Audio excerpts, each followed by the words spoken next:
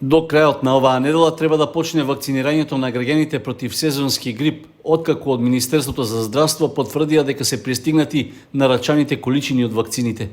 Од пред неколку дена за заинтересираните кои влегуваат во ризични групи беше отворена можноста да се пријавуваат преку веб страницата vakcinacija.mk за да ја добијат вакцината бесплатно.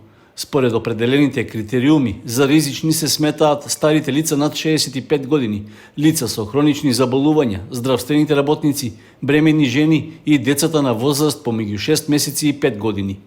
Министерот за здравство Венко Филипче на пресконференција потврди дека вакцините против сезонски грип се пристигнати во државата и наскоро ќе почнат да се аплицираат. Вчера стигнаа 40.004 валентни вакцини за сезонски грип. Тоа е веќе четврта година поред како обезбедуваме бесплатна вакцинација за хронично болните пациенти, граѓаните над 65 годишна возраст, бремените жени, децата, здравствените работници. Овие вакцини веќе се дистрибуираат и со цел да не се мешаат групите на граѓани кои што доаѓаат за вакцинација за сезонски грип и ковид. Вакцинацијата ќе се спроведе во центрите за јавно здравје и дел во здравствените домови во Скопје кај што нема вакцинација за ковид. Ќе има и теренска вакцинација и тоа ќе биде во домовите за стари лица, понатаму центрите за дијализа за пациентите кои што се на дијализа, за здравствените работници ќе се организира еден пункт во Институтот за јавно здравје. Од Центарот за јавно здравје во Кочани информираа дека почетокот на вакцинирањето против сезонски грип е планирано да почне в петок. При тоа, оние граѓани кои се пријавиле на сајтот Vakcinacija MK ќе добијат SMS порака за денот и времето кога ќе можат да ја примат вакцината во просториите на Центарот во Кочани. Лекарите пак истакнуваат дека грипот во последните неколку години својот пик го достигнува кон крајот на февруари, поради што не е доцна граѓаните да ја примаат вакцината во ноември или декември. Министерот Филипче дополнително нагласи дека и вакцината против сезонски грип и онаа против COVID-19 можат да се примаат истовремено, а ако не се добијат во ист ден, нема влијание временскиот период меѓу две вакцинирања.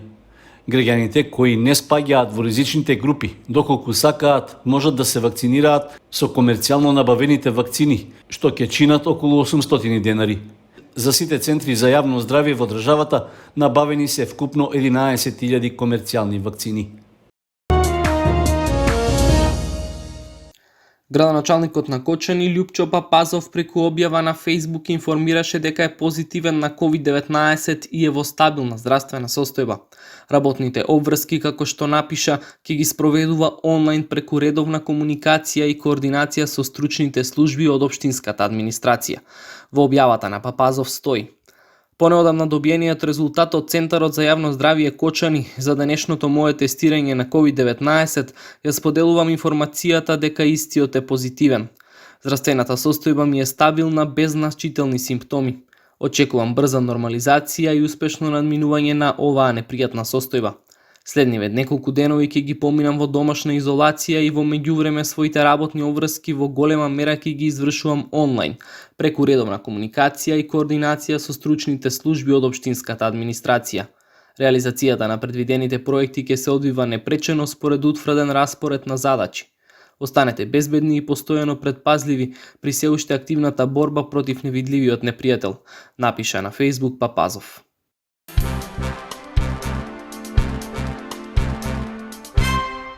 Општина Кочани го освои второто место на изборот за најеколошка општина за 2020 година на конкурсот што го распишаа компанијата Пакомак и Балкан Еко Институтот со поддршка од Шпаркасе банка. Општината ќе биде наградена со модерно детско игралиште изработено од рециклирани еколошки материјали. Реализацијата на игралиштето е планирано да се спроведе напролет. Предходно, Пакомак и Балкан Еко Институтот објавија конкурс на кој можеа да се пријавуваат сите општини во државата, при што од нив се бараше да исполнуваат неколку критериуми поделени во 3 групи.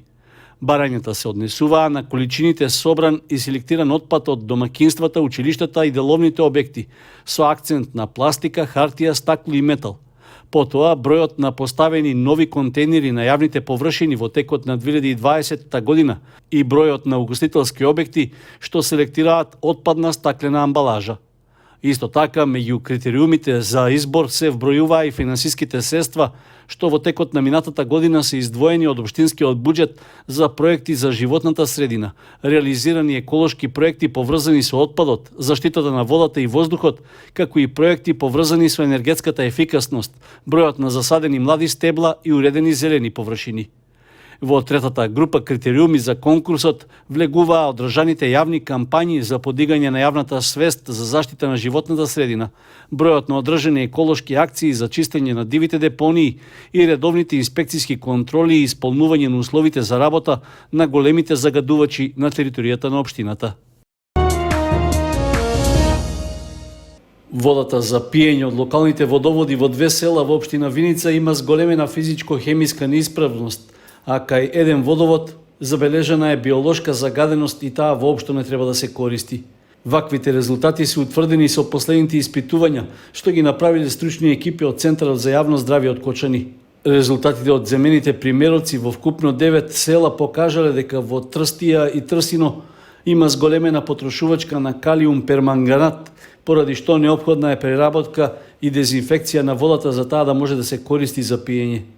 Микробиолошките тестирања на примероци од вода во селото Градец пак потврдиле зголемено присуство на бактерии, поради што се препорачува забрана за користење на водата. Испитувањата на физичко-хемиските својства на водата во двете населени места покажале отстапување на параметрите од законските и стручни прописи, поради што неопходно е таложење, флокулација, коагулација и филтрирање.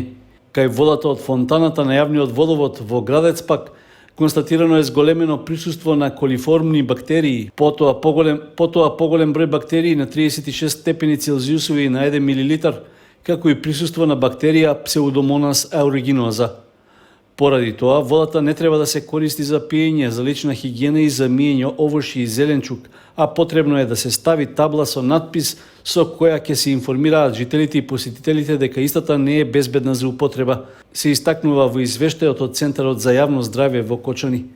Испитувањето на примероците од локалните водоводи во селата Калиманци, Кршла, Крушево, Драгобрште, Пеклани и Стибања покажале задоволителни физичко-хемиски и бактериолошки резултати. Во писмените препораки до општина Виница, од Центарот за јавно здравје нагласуваат дека кај сите селски водоводи неопходна е редовна дезинфекција на водата.